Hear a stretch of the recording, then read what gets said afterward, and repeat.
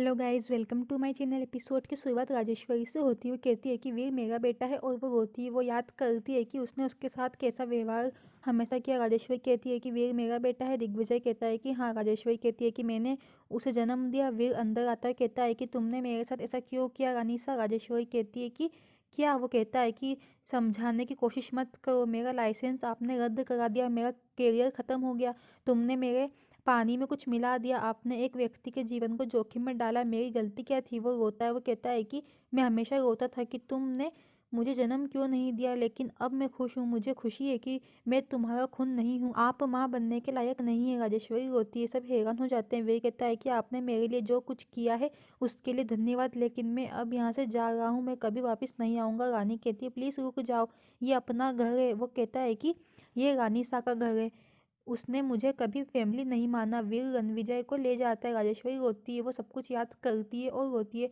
दिग्विजय ने उसे फिर पकड़ रखा। वीर अपना बैग पैक करता है। रानी कहती है कि तुम सही नहीं कर रहे हो, हम अपनी फैमिली को नहीं छोड़ सकते। वो कहता है कि ये सब अब उथला गया है। रानी साहब ने मुझे दिखाया कि वो मेरी फैमिली नहीं है, मैं एक अनाथ हूँ, मेरे जीने या मरने से किसी को फर्क नहीं पड़ता। रानी कहती है कि तुम अपनी माँ को कैसे छोड़ सकते हो। वो रुकता है। रानी कहती है कि हाँ रानी साहब तुम्हारी माँ है।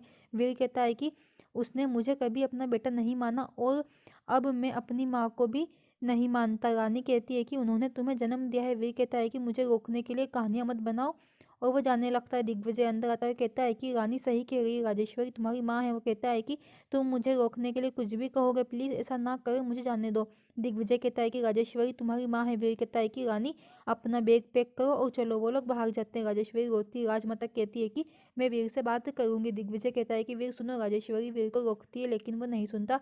राजेश्वरी कहती है कि वो तुम्हारी माँ है। वीर कहता है कि इन नकली रिश्तों को मत रोको मुझे, चलो रानी। रानी कहती है कि मैं कहीं नहीं जाऊंगी, मैं और तुम्हें भी नहीं जाने दूंगी। वीर कहता है कि मैं सब कुछ पीछे छोड़कर जा रहा हूँ, मैं तुम्हारे बिना नहीं रह सकता, प्लीज चलो। राजमाता कहती है विक्रम वीर से बात करो। विक्रम कहता है कि आप नहीं जा सकते, मैं तुम्हें जाने नहीं दूंगा। वीर कहता है कि विक्रम मैंने फैसला किया है, मैं अब नहीं रुकूंगा। विक्रम कहता है लेकिन। वीर कहता है कि अब तुम इस घर के इकलौते बेटे हो। राजेश्वरी कहती है कि दिग्विजय प्लीज वीर को रोको, मैं अपने बेटे के बिना नहीं रह सकती। फिर वीर जाने लगता है। रणविजय उसका हाथ पकड़ लेता है। वीर चौंक जाता है। वीर कहता है कि तुम होश में आ गए। वो कहता है कि वीर मेरी बात सुनो, वो सब सच कह रहे हैं, राजेश्वरी तुम्हारी माँ है। वीर चौंक जाता है। वीर कहता है कि तुम कौन हो और तुम मेरे बारे में ये सब कैसे जानते हो, ये क्या हो रहा है रानी, ये सब क्या है। वो हम में से किसी को नहीं जानते और अब कह रहे हैं कि रानी सा मेरी माँ है, ये कोई मुझे बताएगा कि क्या हो रहा है। रानी कहती है कि वो तुम्हारे पिता है। वो चौंक जाता है। वीर दिग्विजय और राजेश्वरी को देखता है। रणविजय कहता है कि वीर राजमाता ने उसकी शादी राजेश्वरी से करा दी थी, लेकिन उन्होंने महसूस किया कि वो शादी और जिम्मेदारी के लिए तैयार नहीं है, इसलिए मैं घर छोड़कर दिल्ली चला गया था। लेकिन कुछ सालों में मुझे एहसास हुआ कि मैंने पाप किया है। मैंने हिम्मत जुटाई और वापस आ गया। हाँ मासा, मैं यहाँ पे आया था, लेकिन मुझे पता चला कि राजेश्वरी कोमा में थी और जब वो होश में आई तो उन्होंने दिग्विजय से शादी कर ली। फिर मैं आप लोगों को और चोट नहीं पहुंचाना चाहता था, इसलिए मैं वापस चला गया था। फिर कुछ सालों पहले मेरा ट्रक से एक्सीडेंट हो गया था और मैं कोमा में चला गया था, लेकिन अब जब मुझे होश आया तो मैं अपने घर में आया। वीर कहता है कि इसका मतलब ये है कि मेरा पूरा जीवन झूठा था, इतने सालों से तुमने मुझे अकेला छोड़ दिया और अब तुम सबने मुझसे इतना बड़ा झूठ बोला।